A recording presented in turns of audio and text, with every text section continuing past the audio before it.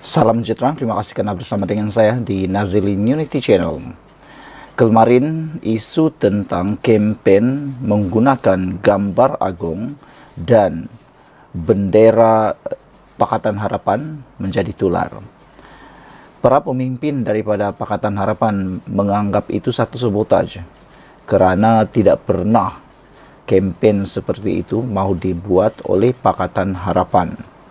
Dan saya rasa itu pun satu sabotaj yang mungkin dilakukan oleh orang-orang tertentu untuk mensabotaj kempen mana-mana parti. Oleh sebab itulah kita gembira apabila akhirnya dalang kepada kempen yang tidak bermoral itu telah ditangkap oleh polis. Rupa-rupanya dua lelaki ini yang menjadi dalang kepada kempen guna gambar agung tersebut. Dua lelaki tempatan telah ditahan susulan penggunaan gambar yang di-Pertuan Agong Sultan Ibrahim sebagai pelakat dan poster kempen pilihan raya kecil PRKKKBU baharu petang semalam. Ketua Polis Daerah Hulu Selangor Superintenden Ahmad Faizal Tahrim berkata, tangkapan itu dibuat selepas menerima laporan polis petang semalam. Hasil siasatan polis mendapati kenderaan pacuan 4 roda jenis Mazda berwarna hijau itu dinaiki dua lelaki warga tempatan. Kenderaan tersebut pula diletakkan gambar yang di-Pertuan Agong dan Perdana Menteri ke-10 serta di belakangnya terdapat bendera Parti Pakatan Harapan, katanya dalam kenyataan di sini hari ini. Ahmad Faizal menambah kata siasatan telah dibuka mengikut Seksyen 4 dalam kurungan E Akta Kesalahan Pilihan Raya 1954 dan Seksyen 4 dalam kurungan 1 Akta Hasutan 1948. Kedua-dua mereka sudah direman selama 3 hari mulai hari ini hingga 7 Mei untuk siasatan lanjut mengikut Seksyen 4 dalam kurungan E Akta Kesalahan Pilihan Raya 1954 dan Seksyen 4 dalam kurungan 1 Akta Hasutan 1948. Semakan mendapati seorang daripada suspek mempunyai rekod jenayah lampau. Ahmad Faizal berkata, jika sabit kesalahan di bawah Seksyen 4 dalam kurungan E Akta Kesalahan Pilihan Raya 1954, mereka boleh dikenakan hukuman penjara tidak lebih 2 tahun atau denda tak lebih RM10,000 atau penjara atau kedua-duanya sekali. Manakala Seksyen 4 dalam kurungan 1 Akta Hasutan 1948 pula menetapkan denda RM5,000 atau penjara tidak lebih 3 tahun atau kedua-duanya, katanya. Beliau juga mengingatkan supaya parti politik supaya tidak memainkan isu sensitif menyentuh 3R, iaitu agama, bangsa dan raja, kerana boleh mewujudkan keadaan tidak harmoni dan ketidaktentraman dalam masyarakat. Saudara-saudara sekalian, tindakan meletakkan gambar Sultan Ibrahim pada kenderaan kempen seolah-olah memberi gambaran bahawa yang di-Pertuan Agong terlibat dalam politik menyokong calon Pakatan Harapan apabila gambar yang di-Pertuan Agong dan bendera Johor digunakan dalam kempen PRK tersebut. Saudara-saudara sekalian, perkara ini telah pun dinafikan keras oleh Pakatan Harapan. Pakatan Harapan tidak pernah menggunakan kempen itu mahupun mengarahkan sesiapa pun melakukan seperti itu. Jadi kita bersyukur kerana polis telah pun menangkap dua individu ini yang telah menjadi dalang kepada kempen guna gambar agung. Sekian dulu untuk kali ini, ikuti terus ulasan selepas ini. Salam sejahtera, terima kasih karena bersama dengan saya di Nazilin Unity Channel. Bersatu terdesak. 6 ahli parlimen. Kecelaruan dalam tindakan menunjukkan parti itu alami defisit keyakinan untuk mengosongkan 6 kerusi ahli parlimennya yang menyokong Anwar Ibrahim. Sehingga netizen kata kalau benarlah parti Bersatu itu yakin boleh menang kerusi itu pada pilihan raya kecil kalau 6 ahli parlimen ini dipecat sekarang serta-merta, maka mereka sudah pecat dan sudah kosongkan kerusi itu. Tapi sehingga ke waktu ini masih tidak ada apa-apa tindakan. Bahkan alasan daripada Parti Bersatu terutamanya mungkin mengatakan selepas pilihan raya kecil Kuala Kubu Bahru barulah dibuat dihantar notis atau keputusan penuh muktamad. Kenapa harus tunggu pilihan raya itu siap? Ada yang kata itu tandanya mereka nak test market dulu.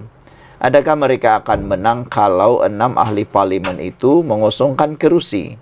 Jadi nak test market dulu. Takut-takut nanti apa yang digendong berciciran, yang dikejar pula tak dapat. Naratif dicipta Presiden Bersatu Muhyiddin Yassin dalam ikhtiar partinya untuk mengosongkan kerusi 6 ahli parlimennya. Yang berpaling tadah menyokong Perdana Menteri Anwar Ibrahim nampaknya berubah lagi. Kejap, dari detik parti itu meluluskan pindaan perlembagaannya 2 Mac lalu yang menyasarkan 6 ahli parlimen MP terbabit, Iskandar Zulkarnain Abdul Khalid Kuala Kangsar, Suhaili Abdul Rahman Labuan, Azizi Abu Naim Gua Musang, Zahari Kecik Jeli, Said Abu Hussein Hafiz Said Abdul Fasal Bukit Gantang, dan Dr. Zulkapari Hanapi Tanjung Karang, tindakannya seperti tidak keruan. Tempo berkempen menjelang PRK Dun Kuala Kubu Bahru 11 Mei ini dimanfaatkan sepenuhnya oleh Muhyiddin untuk meyakinkan pengundi bahawa partinya mahu mengotakkan apa yang dikata agar 6 ahli parlimen terbabit dan Adun Selat Kelang Abdul Rashid Asari yang beralih sokongan kepada Menteri Besar Amiruddin Syari kesudahannya akan terpaksa mengosongkan kerusi. Pada 27 April lalu, Muhyiddin mengesahkan tindakan ke atas 6 ahli parlimen dan Adun itu sedang dilaksanakan mengikut prosedur yang dianggapnya penting untuk mengelak berlakunya sebarang kesilapan dalam tindakan yang diambil. Saya tak perlu umumkan tindakan berkenaan kerana ia satu strategi kita. Tetapi saya boleh sahkan tindakan itu mengikut Perlembagaan Persekutuan serta Perlembagaan Parti berkaitan Akta Anti Lompat Parti yang kita luluskan dalam Bersatu, katanya. Kita akan patuh prosedur supaya tiada kesilapan. Pihak bertanggungjawab akan dihadapkan dengan apa tindakan yang perlu kita ambil terhadap mereka, kata Muhyiddin lagi. Ini disusuli kenyataan Setiausaha Agung Hamzah Zainuddin keesokannya bahawa Bersatu akan menyerahkan notis pengosongan kerusi kepada 6 ahli parlimen dan seorang adun yang menyokong kerajaan selepas selesai PRK. Selepas sahaja PRK Kuala Kubu Bahru, kita akan segera mengadakan mesyuarat MPT untuk mengesahkan tindakan yang akan diambil. Sehari selepas mesyuarat itu, kita akan serah notis kepada 6 ahli parlimen dan seorang adun yang menyokong kerajaan, kata Hamzah. Alih-alih Muhyiddin kelmarin menggesa, pengundi di 6 kawasan ahli parlimen di samping adun itu untuk terus mendesak wakil rakyat terbabit susulan gagal mengotakkan janji kepada rakyat. Mereka katanya perlu menyampaikan rasa tidak puas hati kerana masih dibebani isu peningkatan kos sara hidup yang semakin ketara. Patut nasihat kepada yang berhormat, beritahu mereka, tukar sokongan, jangan sokong lagi Perdana Menteri. Kalau mereka sedar situasi yang kian menekan, rakyat sebagai pengundi boleh menyampaikan kabar berita buruk kepada YB berhak buat keputusan alih sokongan. Tetapi rakyat tidak boleh tahan dengan keadaan kerajaan tidak bertanggungjawab, tidak amanah dan tidak melaksanakan janji, katanya ketika ceramah umum PN di Kuala Kubu Bahru pada malam Selasa. Kenyataannya ditemplak Said Abu Hussein yang melontarkan pandangan bahawa parti itu patut segera menyerahkan notis pengosongan kerusi kepada beliau dan 6 lagi yang sealiran dengannya tanpa perlu menunggu sehingga selesai PRK Kuala Kubu Bahru. Buat apa tunggu lama, hantar segera notis, katanya. Ahli Parlimen Bukit Gantang itu sebelum ini pengkritik paling lantang Bersatu yang didakwanya masih tiada hala tuju dan jelas sehingga mengenepikan peranan ahli-ahli parlimennya dalam memberikan perkhidmatan terbaik kepada rakyat. Mendakwa wakil rakyat parti itu jarang dilibatkan dalam mesyuarat parti mendepani masalah peruntukan kawasan, Bersatu langsung tidak ambil perhatian terhadap masalah kewangan semua ahli parlimennya. Seperti Syed Abu Hussein, 6 lagi ahli parlimen yang berkongsi pendirian dengannya tetap tidak berganjak untuk terus menyokong Anwar. Di sebalik semua itu, Naib Presiden Bersatu Ronald Kiandi pada 13 April lalu pula mengesahkan parti itu belum menghantar notis kepada Yang di-Pertua Dewan Rakyat Johari Abdul berhubung keahlian 6 ahli parlimennya yang didakwa tergugur secara otomatik selepas pindaan pelembagaan parti yang berkuat kuasa 1 April lalu. Muhyiddin sebenarnya tidak perlu tercari-cari lebih jauh daripada Wan Ahmad Faisal, Wan Ahmad Kamal untuk mendapatkan jawapan. Ketua Pemuda Bersatu itu sebelum ini berkata, beliau ragu-ragu Johari akan memenuhi permintaan parti itu untuk mengosongkan kerusi 6 ahli parlimen terbabit. Ini didasarkannya kepada pendirian Johari sebelumnya terhadap 4 ahli parlimen Bersatu dari Sabah yang meninggalkan parti itu selepas PRU 15. Berdasarkan apa yang berlaku dengan kes kami sebelumnya dengan JRS, saya tidak fikir Johari akan menyokong permintaan kami untuk kerusi 6 ahli parlimen yang menyokong Anwar akan dikosongkan, kata Wan Ahmad Faisal di luar konvensyen ahli parlimen dan adun Bersatu di Ibu Kota 9 Mac lalu. Ketua Menteri Sabah Haji Jinor ketika itu mengumumkan beliau bersama 4 yang lain yaitu Armizan Muhammad Ali, Khairul Firdaus Abarkan, Mat Bali Musa dan Jonathan Yasin meninggalkan Parti Bersatu untuk menyertai Gabungan Rakyat Sabah JRS pada tahun 2022.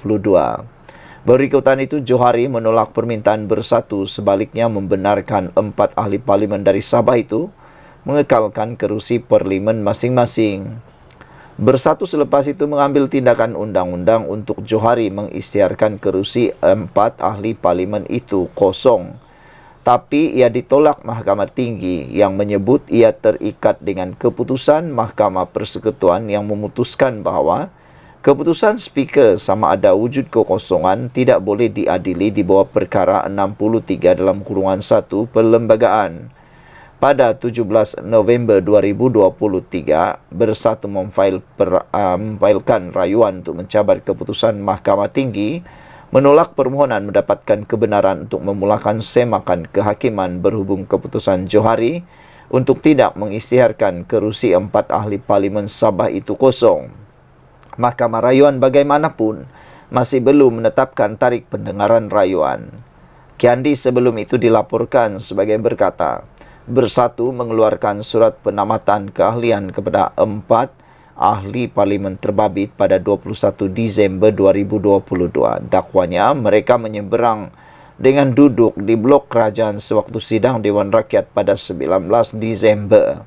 Lantaran itu katanya ia menguatkuasakan perkara 49E perlembagaan yang menyatakan ahli parlimen akan kehilangan kerusinya jika berpindah parti kecuali jika dipecat oleh partinya atau ia dibubar atau dibatalkan pendaftaran. Bersatu ketika itu menuntut Mahkamah Tinggi membatalkan keputusan Johari dan sebaliknya mengarahkannya mengisytiharkan 4 kerusi parlimen itu kosong. Kini mereka harus menunggu keputusan Mahkamah Rayuan. Berkait kedudukan 6 ahli parlimen itu pula, Johari pada 19 Februari lalu sudah menegaskan mereka tidak perlu mengosongkan kerusi masing-masing. Perkara penting ahli parlimen berkenan perlu lakukan, katanya, adalah menyatakan secara bertulis bahawa mereka masih kekal ahli parti terbabit. Pada saya, selagi mereka kata tidak lompat, dia tidak meninggalkan partinya. Nyatakan secara bertulis yang mereka masih ahli Bersatu. Dia sokong Perdana Menteri, jadi apa masalahnya, jelas beliau lagi.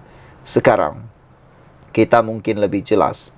Kenapa Muhyiddin mahu menggunakan pengundi di Kuala Kangsar, Labuan, Gua Musang, Jeli, Bukit Gantang, Tanjung Karang dan Selat Kelang untuk menterbalikkan keadaan pada ketika Bersatu? Jelas makin terdesak. Artikel ini dipetik daripada FMT dan telah ditulis oleh Hishamuddin Aun. Sekian dulu Malaysia kita punya. Kita jaga sama-sama cintai Malaysiaku. Bye-bye.